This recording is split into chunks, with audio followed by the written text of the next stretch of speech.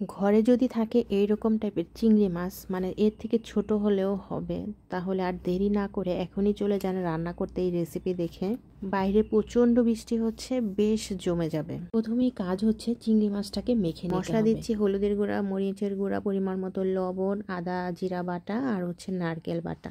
খুব সুন্দর করে চিংড়ি মাছটাকে মেখে নিব। এখানে কোনো পেঁয়াজ রসুন ব্যবহার করব না। তো এই যে মাখামাখির কাজ শেষ হয়ে গেলে এটাকে 20 মিনিটের জন্য রেস্টে রেখে দেব। এই যে দেখেন কত সুন্দর করে মাখানো হয়ে গিয়েছে। এখন যাব পরবর্তী স্টেপে। এখানে চাল নিয়েছি, এটা হচ্ছে ভাতের চাল।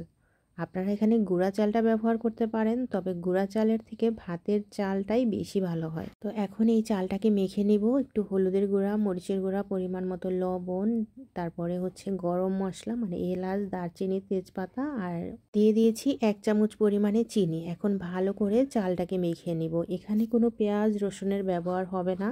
কি বুঝতে পেরেছেন আজকে কি রান্না করব? আমি এখনো বলবো না যে আমি আজকে কি রান্না করব। তো মাখামাখির কাজ শেষ, চলে যাব পরবর্তী ধাপে। এইখানে একটা প্যান বসিয়ে দিলাম, দিয়ে দিলাম তেল। তেলটা গরম হয়ে গেলে দিয়ে দিচ্ছি ছোট ছোট করে কেটে রাখা আলু। আপনারা এখানে যে কোন আলুটা দিতেও পারেন, না দিলেও হয়, তবে আমার কাছে দিলে বেশি ভালো লাগে। তো এখন লবণ আর হলুদ দিয়ে এই আলুটাকে ভেজে নেব।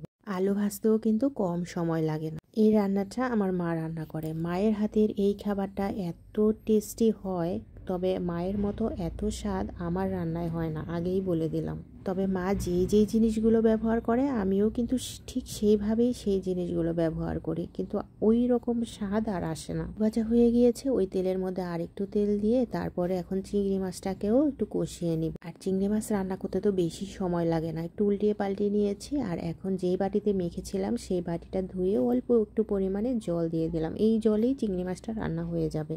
এখন ঝোলটাকে একটু টানিয়ে ফেলবো। আর নামানোর আগে এখানে দিয়ে দিব একটু ভাজা ধনিয়া জিরার গুঁড়া।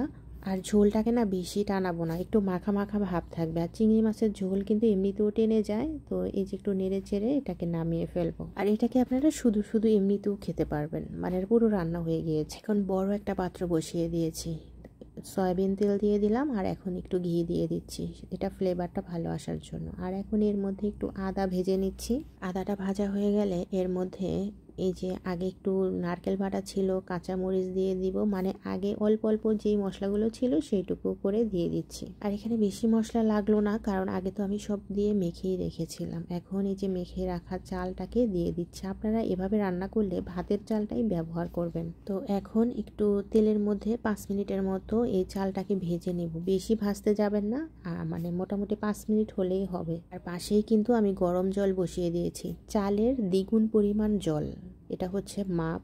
তো এখন গরম জলটাকে দিয়ে দিলাম, কুসুম গরম জল। এখন এটাকে হাই হিটে ফুটতে দিব। আর এইদিকে দেখেন আমার চিংড়ি মাছ রান্নাটা কতটা লোভনীয় হয়েছে, মনে হচ্ছে উঠিয়ে খেয়ে ফেলি। আর এইদিকে চাল ফোটা শুরু হয়ে গিয়েছে। তো এটা ফুটতে থাকুক, একটু নেড়ে দিচ্ছি যাতে নিচে লেগে না যায়। এবার আবারও ঢাকনা দিয়ে এটাকে ঢেকে রেখে দিব। এটা জানেন বরিশাল অঞ্চলের বিখ্যাত খাবার। তো এবার দেখেন পুরোপুরি ফুটে উঠেছে। আর এখন আমি এখানে 1 কাপ ঘন দুধ এখানে ব্যবহার করব। আসলে এটা নারকেলের দুধ দিয়ে রান্না করে, তো আমি একটু ঝামেলা এড়ানোর জন্য গরুর দুধটা ব্যবহার করলাম।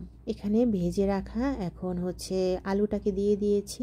আর আপনারা চাইলে এখানে গুঁড়া দুধ দিতে পারেন বা নারকেলের দুধটাও দিতে পারেন। এখন দিয়ে দিলাম রান্না করা চিংড়ি মাছটাকে। এখন পোলাওয়ের সাথে ভালো করে চিংড়ি মাছটাকে মিশিয়ে নিব। চুলার জালটা কিন্তু একদম লোতে আছে। তো রান্নার শেষের দিকে তাই অল্প একটু ভাজা ধনিয়া জিরার গুঁড়া ছিটিয়ে দিলাম। আর একটু সরিষার তেল দিয়ে আবার একটু নেড়ে চেড়ে দিচ্ছি।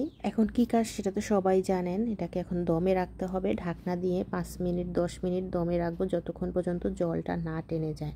তো আবারও ঢাকনা দিয়ে দিলাম। আমার রান্না কিন্তু এখানেই কমপ্লিট। এত তাড়াহুড়া ছিল যে আপনাদের সাজিয়ে গুছিয়ে পরিবেশন করে দেখাবো, সেটা আর হয়নি। তো সবাই ভালো থাকবেন, সুস্থ থাকবেন।